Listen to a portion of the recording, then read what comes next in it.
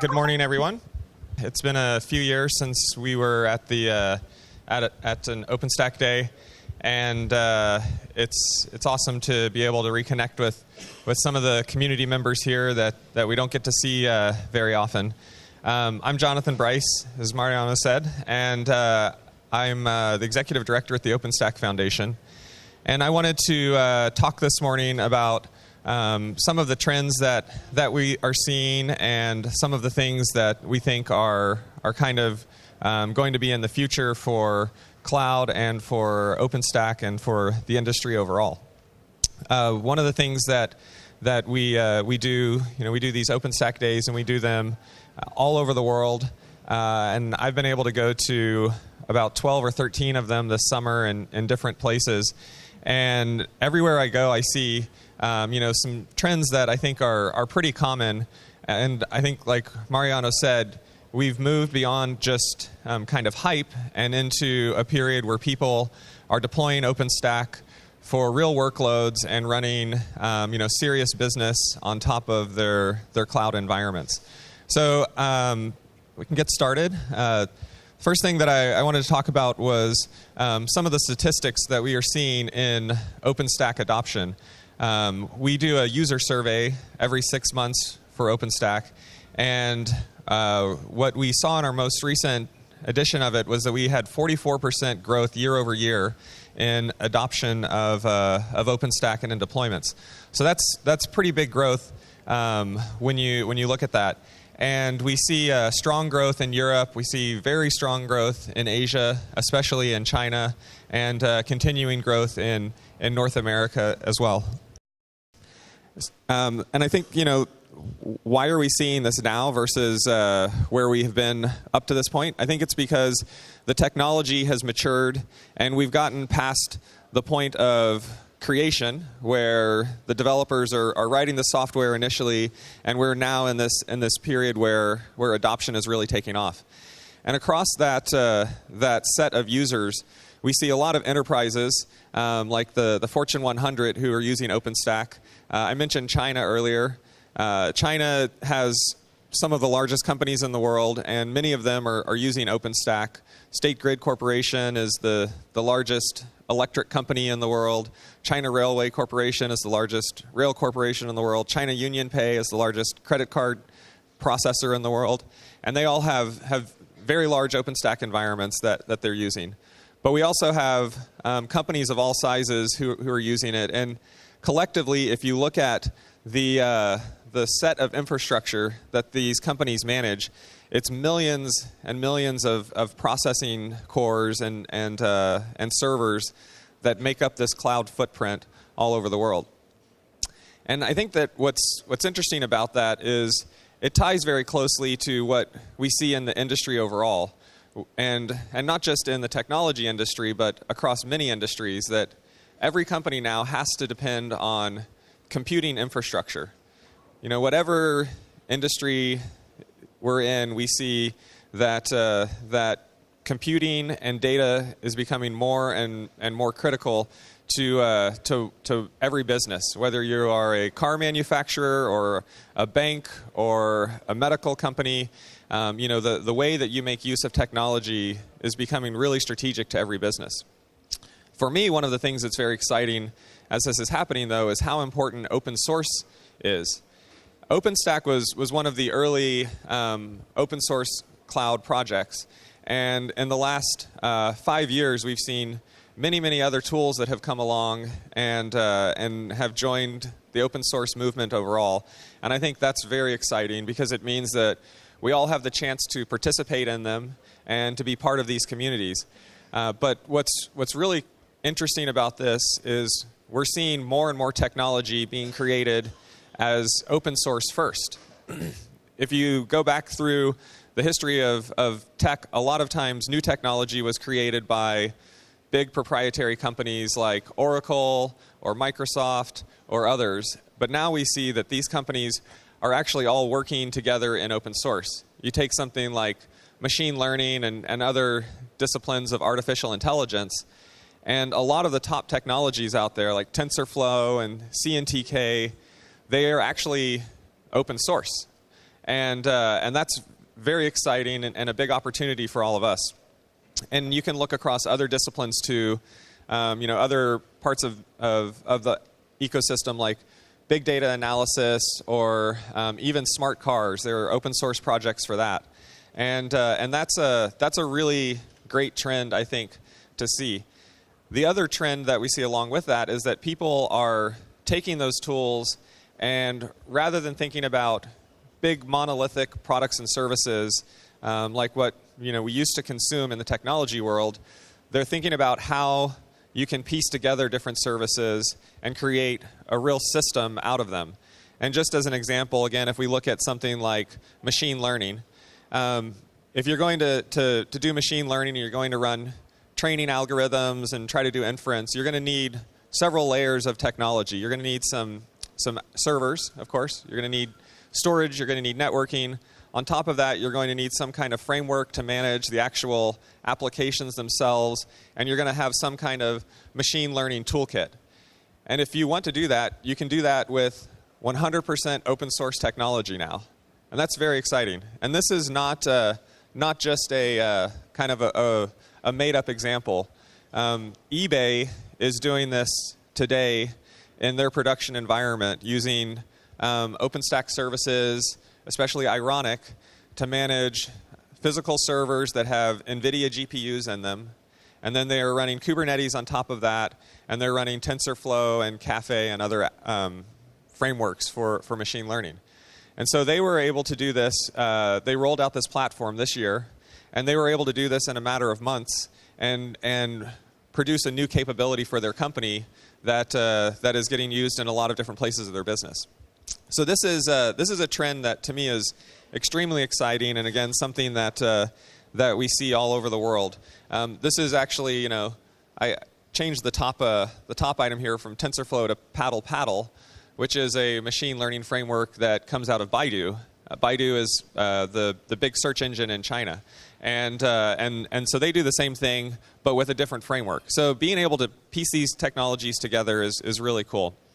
On the schedule today, I saw Jakub Pavlik is scheduled to speak. I don't see him here yet, but I think is going to be he's going to be speaking about Spinnaker, which is a system for managing applications and kind of tying them together across different technologies. At our most recent OpenStack Summit in Boston, he did a demo that kind of walked through how to build systems like this. And he started out with Ironic to manage the bare metal servers. And then on top of that, he divided that into several pools. He divided it into a Kubernetes environment that was running containers, a Nova environment that was running virtual machines, and then he kept some of the servers just as physical servers that were available with Ironic. Then on top of that, he layered other open source systems like Kafka, Spark, Hadoop, and what he did in this live demo is he pulled in the Twitter stream that Twitter allows you to connect to through the API, and he ran a series of AI analysis on it and pulled out the things that people were talking about at the summit. And he built that and ran it all, and it was all open source technology. So he's going to be talking about Spinnaker later today. So go watch his talk if you want to learn more about kind of how to piece these together.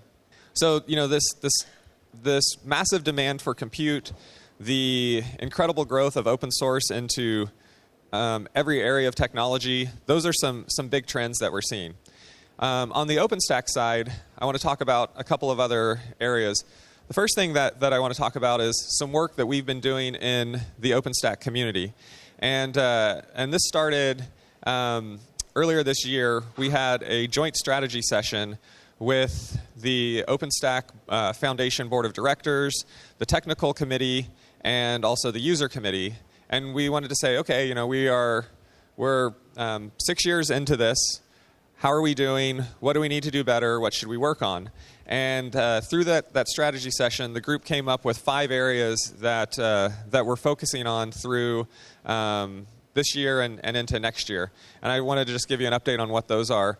And these are all areas that are being worked on in the community. So as I go through these, if you care about them, if there's something that you want to get involved in, let us know and we can plug you into the groups that are working on it.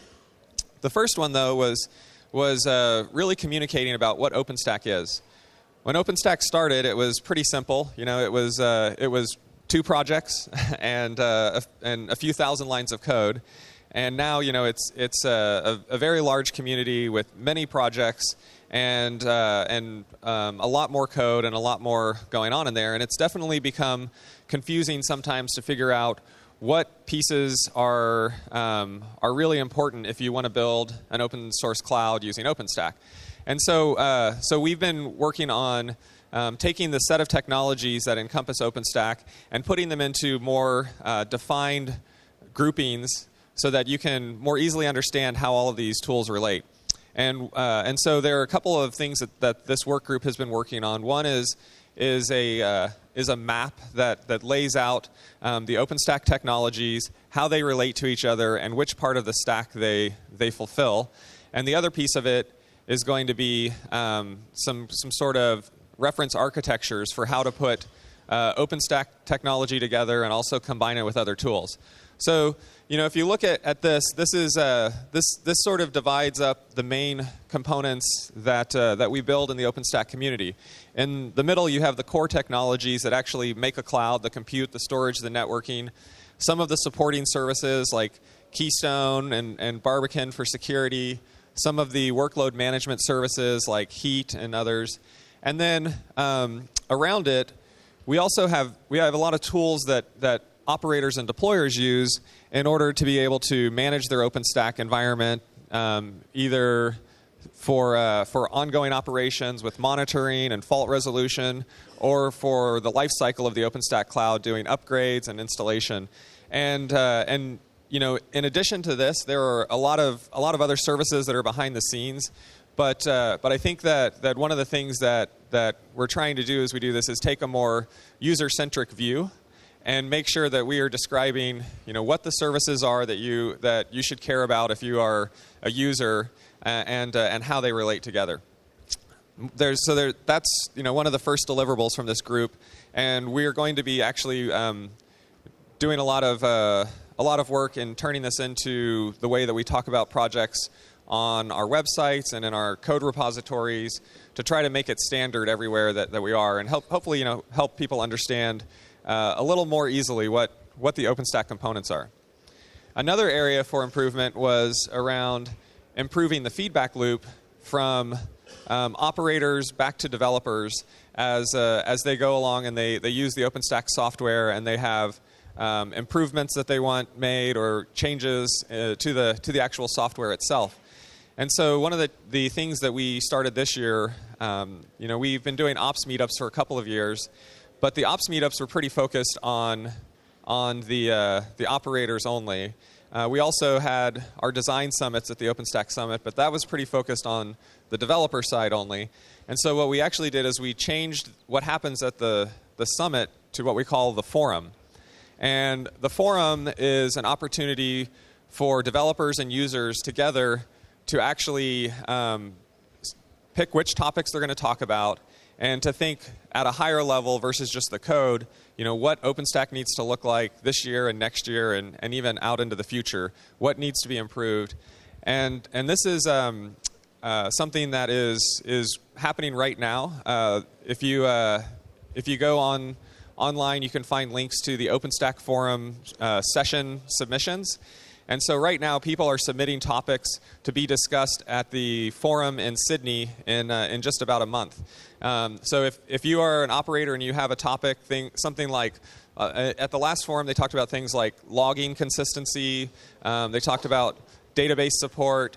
They talked about the importance of certain projects like Designate for DNS. And so it's a really great opportunity for developers and users to get together to talk about these issues that we didn't have before. And the first time we did this was in Boston in May. We're doing it again in Sydney in November. And the output from this ends up feeding back into the development cycle. A third area is around addressing complexity. That's definitely a piece of feedback that we hear is that OpenStack at times is too complex. And sometimes that's within individual services, and sometimes it's just kind of OpenStack as a whole. And so there are basically three areas that the community is working on to try to address the complexity. One is by pruning back and removing features that are not really used. Over time, with most software, if you've worked on software, you've seen feature creep where somebody has an idea and they add it to the code and they add it to the code, and then you realize that you have to maintain it, you have to patch it, but it's not really used. And it adds configuration options, it adds different dependencies. So kind of going back and cleaning some of that up has been one area of work. Another area is actually removing projects from OpenStack overall that are not being used or that have been that have had a team of developers that has shrunk or that isn't continuing to grow, and that again simplifies kind of the overall collection of OpenStack projects. A fourth area is working with adjacent communities, and this gets to what I was talking about earlier, where what we see is all of our users are using many technologies now. They're not just using OpenStack. They're not just using Nova for virtualization. They are using many technologies, and they're tying them all together, and they want them to work well. So we have been investing a lot of time and money into collaborating with some of the most important technologies that we see being used with OpenStack. Things like Ceph. Clearly, Ceph and OpenStack have a tight relationship and a lot of common users. Things like Kubernetes, OPNFV for the telecom industry, and spending time on making sure that our developers know each other. We have leadership meetings between the different teams, and we can support good integration between these technologies. And I think that this is something that is very important, not just for OpenStack, but for the open source ecosystem overall. One of the things that I hear sometimes is people will say that the very large hyperscale public clouds like Amazon and Microsoft and Google, they say that that they are just moving so fast and they're out innovating everyone. But I don't think that's true at all. They aren't out innovating the open source world, but they are out integrating the open source world in terms of how they deliver their services. All of the functionality that Amazon has, you can find an open source alternative for pretty much all of it. But the difference is that Amazon does a good job of integrating those technologies with each other. And in the open source world, we need to do a better job of integrating our technologies together if we want to really continue to keep pace with them. And so this is a very important topic to our community, but also to all of the open source communities. And finally, the other area that we've been working on, and this is one that I think we need to do a lot more work on, is to grow new leaders in the community. When OpenStack started out, there were a handful of us at Rackspace and a handful of people at NASA, and it was about 30 people. And now we have 80 to 85,000 people in the OpenStack community in 180 countries. And so, it's very important that we develop community leaders all over the world, both on the developer side and also in the user community, and then just in kind of the overall community management. And so events like this, the OpenStack Days, are really great opportunities to get involved. Thank you very much to the organizers who put this on here.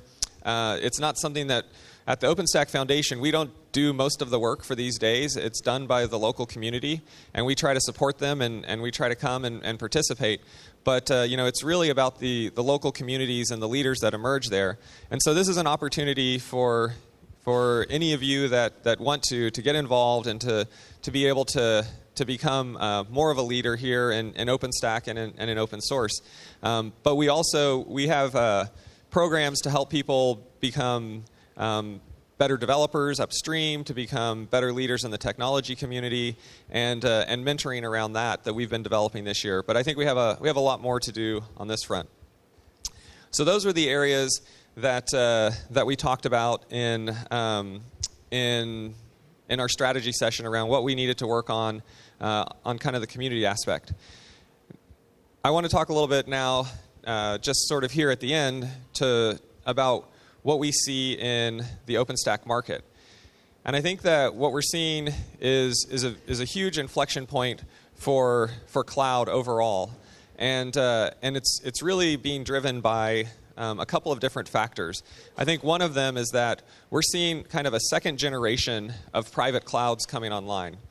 A few years ago, when I would talk to IT leaders, they would usually say, "I'm going to put everything in Amazon," or "I'm never going to go to Amazon." And they were kind of on one side or the other. And what's happened over the past years is all of those opinions are kind of coming to a middle point where people realize, okay, I can do private cloud, I can do public cloud, and actually I really need to do both of those. And I think that that there are a lot of things that have driven that. And some of it has to do with OpenStack, some of it has to do with these other technologies that have come out. When OpenStack first started, cloud, what it meant was hyperscale public cloud. That was the only kind of cloud that existed. And people thought that cloud meant that you were going to run a bunch of virtual machines in someone else's data center. But what was really interesting is through OpenStack, the community actually built a lot of capabilities that those public clouds didn't support, and in some cases will never support. OpenStack built IPv6 support in years and years ago, well before any of the public clouds had it, because our service provider users needed it, and they contributed into the code base, companies like Comcast and AT&T. OpenStack provides locality that those big public clouds were never going to provide, and we do that through public clouds in different regions that are based on OpenStack, and also the ability for companies like BMW and Mercedes and Volkswagen, to build clouds that they can put near their manufacturing centers. Support for bare metal. I've already talked about that and how we are seeing a lot of growth with that, driven by data analytics and machine learning and some of these workloads where you want specialized hardware or maximum performance. Network functions virtualization for the telecom industry has been one of the biggest drivers for OpenStack usage in the last couple of years, and we see a lot of uptake here. And what's also very cool about this is we see telecoms collaborating in ways that they haven't before. It's not just about standards bodies, but it's about how can we work together on code and how can we work together on how we operate these pieces of open source technology. And that one area where we see that happening a lot right now is in edge computing and 5G networks. So what's happened in the past few years is we've seen a shift from cloud just meaning large scale virtualization in a central data center to meaning a lot of other things. If you look at the technology now, it's not just about virtual compute. It's about the storage. It's about the networking. It's about containers, and the delivery models for this are changing. When people think of a cloud now, they expect it to have a lot more technology in it. In our user survey, we ask people, what are the most common technologies that you run on an OpenStack environment? And these are the answers that they give us. And if you add that up, it's more than 100%, because people are actually running multiple technologies. They might be running Kubernetes and Cloud Foundry, or Mesos and Cloudify. And so, this is what a cloud looks like today. It's not just about virtual machines. It's about an entire set of technologies working together. We also see changes in the way that people are adopting cloud. In the early days, especially with the open source tools, they were immature and they were difficult to adopt. And so it was mostly companies with a lot of technology expertise that were using it.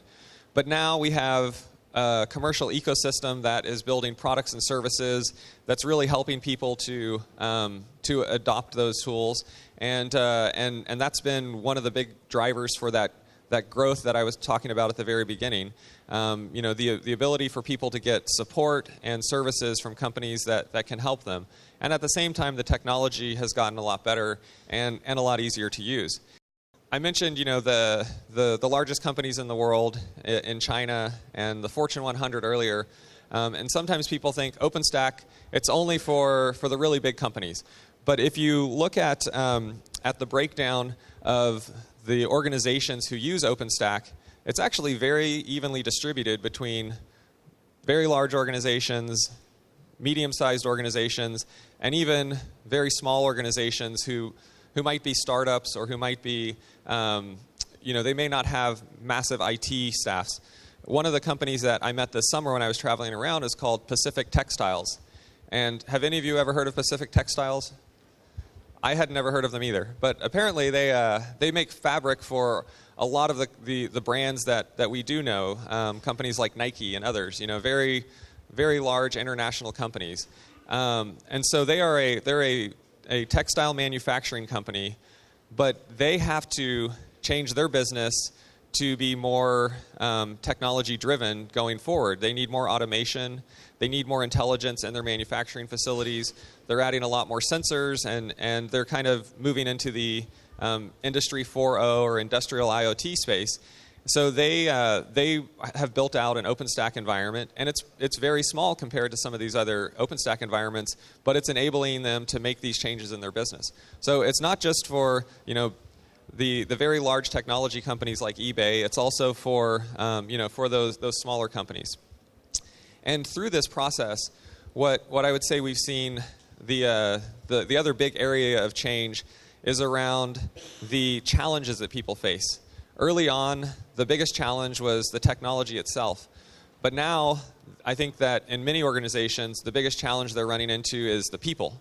It's the culture and the processes inside of their companies. And can they change that so that they can take advantage of this technology, and they really can move more quickly and provide more value to their businesses. When you look through the schedule today, you'll see talks on the technology for sure, but you'll also see talks that kind of deal with the cultural aspect and how you roll this out and what are the challenges you face. And that's something that, again, is very useful about being part of this community. So I think those changes have led to a situation where people are no longer saying, I'm only going to do public cloud or I'm only going to do private cloud. They're actually saying, well, I need to take a portfolio approach. I need to think about how I'm going to use multiple different kinds of clouds in order to meet my business needs. This is from a report from Forrester Research, and it's really interesting to me to see how evenly divided this is. They asked people what their primary computing platform was going to be. And this is not from, if you look at that and you see public cloud as that slice and private here and hosted private there, you might think that this was from 5 years ago or something. But this is actually just from earlier this year. So this is I think we've kind of come over the hype cycle, like Mariano said, for both OpenStack, but also for some of these ideas that we're going to go into this really homogeneous environment, and people are looking for how to tie it together. So I'm going to skip ahead just a little bit here. Yeah, what they really want is a multi-cloud advantage. So I want to talk now just to wrap up about some of the interesting things that I see, and one of the most interesting use cases that's emerging right now for OpenStack, and that's around edge computing.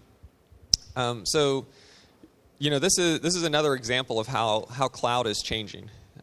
We historically, even in OpenStack, have thought of clouds as very large, centralized regions of computing and networking and data.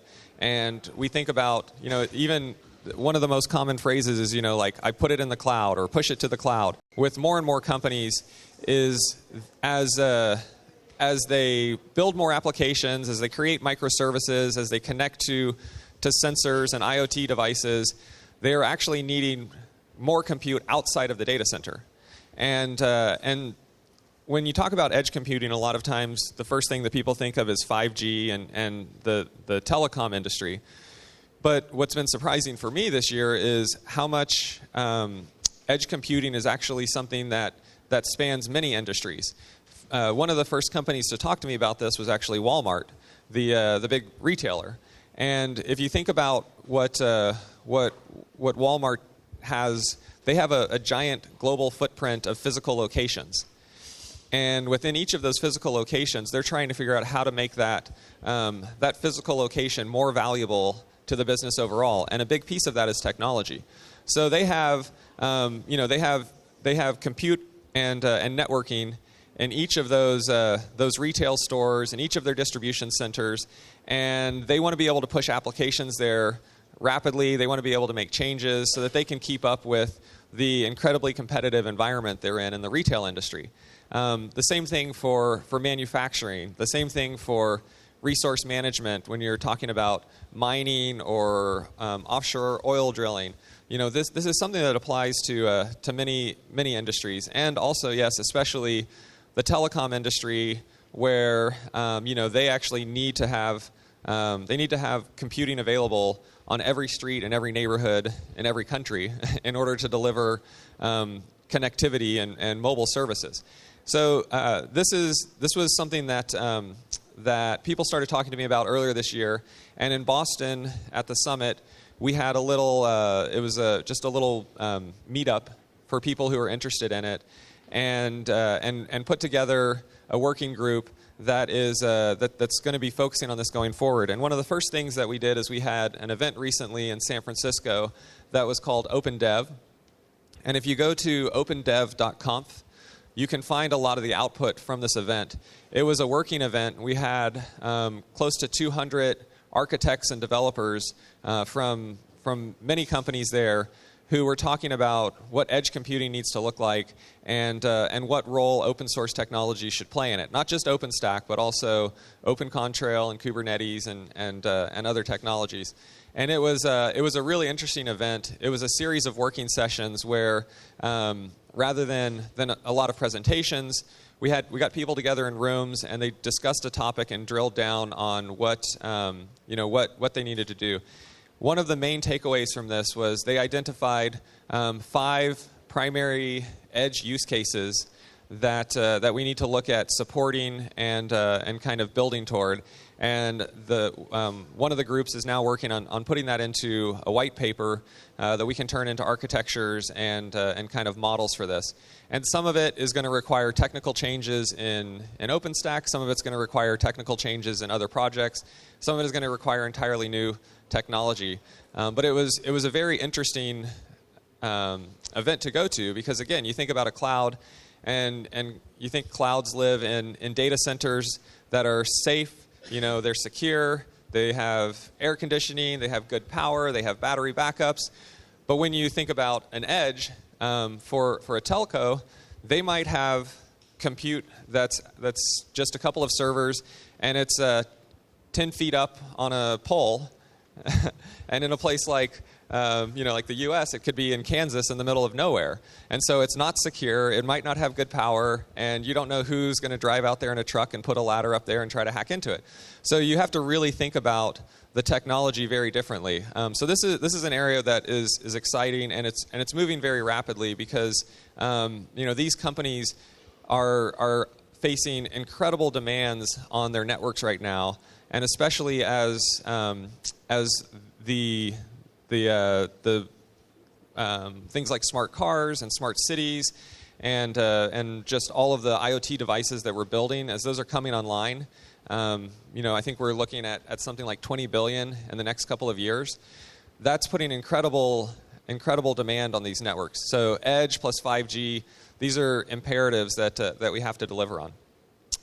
So that's kind of a view of what's been happening in OpenStack this year. It's been a very busy year. It's been a lot of fun, and we've gotten to meet a lot of very interesting people. The next things that we're looking at, we have our OpenStack Summit in Sydney. This is November 6th to 8th, so just a little over a month from now. And Sydney's a beautiful city. If you get the opportunity, I greatly encourage you to go there. It's going to be an awesome event with a lot of OpenStack community members and in a great location. And then after that, the next OpenStack Summit's going to be in Vancouver, in Canada, in next May. A couple of things that I want to mention before leaving. So we do the user survey, as I said, every 6 months, but it's open all the time. We're currently running the analysis on the latest round of it. If you are an OpenStack user, please go fill this out. It's incredibly valuable we use all of the data from it to influence the software development process and also influence what we work on and focus on. So please, fill this out. This year we actually translated it into several languages. Italian is not one of them. If you want to help us translate it into Italian, we would love that. But it's a very, very valuable piece of information for the community overall. And that was pretty much it. And I think my laptop died, so perfect timing. So thank you all, and I look forward to being with you today.